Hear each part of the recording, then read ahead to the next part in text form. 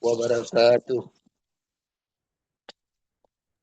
Waalaikumsalam warahmatullahi wabarakatuh. Alhamdulillahilladzi faddala katsiran min ibadihil mu'minin. Alhamdulillah wassalatu wassalamu ala sayyidina asrafil anbiya'i wal mursalin sayyidina Muhammadin wa ala alihi wa ashabihi ajmain amma ba'd. Bismillahirrahmanirrahim.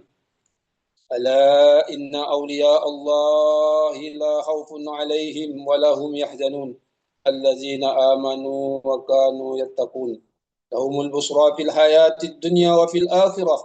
La tabdila li kalimatillah. Dzalika huwal fawzul 'adzim.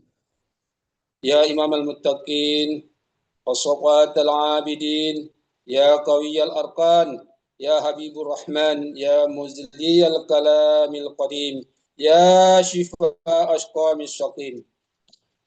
Dengan menyebut nama Allah yang Maha Pengasih, Maha Penyayang, puji bagi Allah pencipta semesta alam, salawat dan salam semoga dilimpahkan kepada junjungan besar Rasulullah Muhammad sallallahu alaihi wasallam beserta keluarganya, sahabatnya serta aulia Allah dan para pengikutnya sampai hari akhir. Juga kepada ahli silsilah Thariqah Qadiriyah Naqsabandiyah Madsuriya Sirna Rasa, wabil khusus guru agung kita semoga diberikan umur yang panjang, kesehatan, dan kita juga dapat bertemu kembali dengan guru mursyid kita. Amin ya rabbal alamin. Hari ini bertepatan dengan hari Maulid Pengarsa Umi Fatimah. Beliau merupakan pendamping setia dan istri daripada mursyid kita, Pengarsa Abah. Marilah kita memohon kepada Allah sebelum saya mulai agar Umi diberikan umur usia dunianya yang panjang, diberikan kesehatan, diberikan limpah rezeki yang berlimpah ruah, dan terus mendampingi kita sampai waktunya. Dan juga kita berdoa Amin. Subhanahu wa ta'ala Umi mendapat keturunan dari Pengarsa Abah untuk penerus Amin ya rabbal daripada mursyid kita sendiri. Marilah kita kirimkan Fatihah ini, semoga Allah disaksikan oleh 124.000 ahli silsilah para rasul dan nabi pada hari ini. Pada Allah diberikanlah kesehatan, keselamatan, kesejahteraan, kemuliaan, kebahagiaan dunia dan akhirat. Dan diberikan kembali keturunan dari dzurriyyat Pengarsa Abah yang kami menyembah. Al-Fatihah. A'udzubillahi minasyaitonir rajim. Alhamdulillahirabbil alamin arrahmanir rahim maliki yaumiddin. Iyyaka na'budu wa iyyaka nasta'in ihdinas siratal mustaqim siratal ladzina an'amta 'alaihim ghairil maghdubi 'alaihim waladdallin. Amin. Terima kasih Pak Kiai, doa-doanya untuk Pengarsa Umi semuanya. Amin. Semoga kita doakan bersama, tes semua ikhwan yang hadir maupun enggak hadir, mendoakan Umi selalu bersama Abah dan mendapatkan dzurriyyat dari Abah, insyaallah. Amin ya rabbal alamin. Amin. Kabul. Amin. Hari ini adalah Ramadan kedua bulan Syawal. Saya akan mencoba mengambilnya dari huruf yang pertama yaitu Shin, Syajarah. Huruf kedua yaitu Waw, usul sampai kepada Allah, dan huruf ketiga Alif, usul dasar, dan huruf keempat Lam, Iqa, perjumpaan dengan Allah Subhanahu wa taala. Dalam kitab Faidhus Suhur disebutkan bahwasanya syajarah adalah sebuah pohon. Adapun huruf Sin pada bulan ini ialah bermakna asy-syajarah, pohon. Bagaimana Allah Subhanahu wa taala berfirman, Bismillahirrahmanirrahim. Alam tara kaifa daraballahu masalan kalimatan thayyibah kasajaratin thayyibatin asluha sabitu wa far'uha fis sama. Tidakkah kamu memperhatikan bagaimana Allah telah membuat perumpamaan kalimat yang baik seperti pohon yang baik, akarnya teguh dan cabangnya menjulang ke langit. Quran Surah Ibrahim ayat 24. Pohon itu ada dua macam. Pohon yang baik dan pohon yang buruk. Pohon yang baik disebut di dalam ayat yang telah lalu, dan pohon yang buruk disebutkan di dalam firman Allah, yaitu pada kalimat yang buruk seperti pohon yang buruk yang telah disebutkan, dan dengan akar-akarnya di permukaan bumi tidak dapat tetap tegak sedikit pun. Ibrahim ayat 26. Artinya pohon yang buruk itu adalah pohon yang ditanam oleh seseorang yang bukan ahlinya. Kenapa ada di dalam sebuah universitas ada jurusan pertanian, ada jurusan perumpamaan ini, ada jurusan perikanan, ada jurusan perkebunan. Apabila pohon ditanam bukan orang ahli daripada pertanian, maka pohon itu tidak akan tumbuh sempurna sebagaimana harapannya. Ini perumpamaan pohon itu. Maka pohon yang ditanam oleh ahlinya, oleh seorang sarjana pertanian, yang mengetahui cara-cara penanaman dan cara-cara pemupukan yang benar, maka pohon itu akan tumbuh dan berbuah seperti yang diharapkan oleh yang menanamnya. Maka itulah kalimat thayyibah tadi. Kalimat la ilaha illallah yang ditanamkan oleh orang yang tidak ahlinya dari lisannya, yang bukan ditunjuk sebagai seorang mursyid, ahli zikir.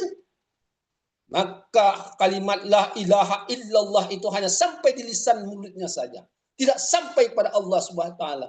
Bahkan dikatakan kalimat la ilaha illallah itu bisa memadamkan api neraka dan bisa memasukkan kita ke dalam api neraka karena kalimat la ilaha illallah. Maka kalimat la ilaha illallah yang tidak diambil dari para ahli seorang mursyid, maka kalimat inilah yang akan mencelakakan kita bisa masuk ke dalam api neraka. Kenapa? Orang yang tidak bertemu dengan mursyidnya, tidak ditalkin, zikirkan dalam kalbunya, ditanamkan, digigit benar-benar di dalam kalbunya kalimat la ilaha illallah dimasukkan oleh seorang mursyid,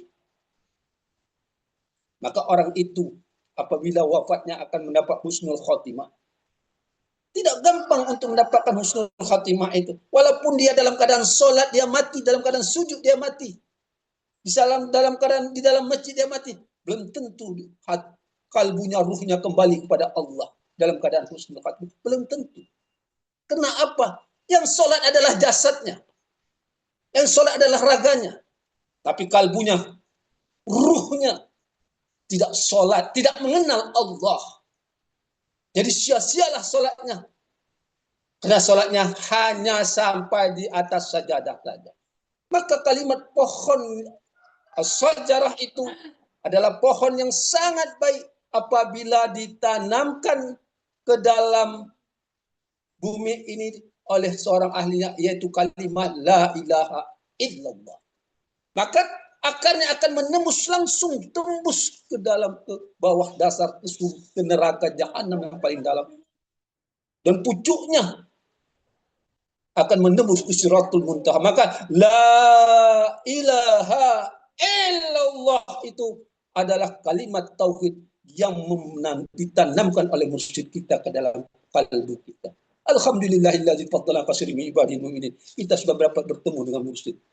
Maka Tuan Syekh Abdul Qadir Az-Zailani berkata dalam kitab Sirrul Asrarnya, carikah olehmu seorang mursyid untuk mendapatkan talqin zikir walaupun engkau harus berjalan 1000 tahun.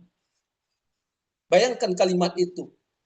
Syekh berkata, yaitu tahun 1025 dan 1026. Tapi pertemuan 1000 tahun itu adalah 2026, itulah Syekh yang kedua adalah Syekh Abdul Ghaus Saifullah Mas'ud Aba Aus. Aulia fi hadza zaman, pada masanya yang sama keauliannya bersama dengan Syekh Abdul Qadir Az-Zailani. Silsilah yang ke-38. Maka dari itu kita bersyukur.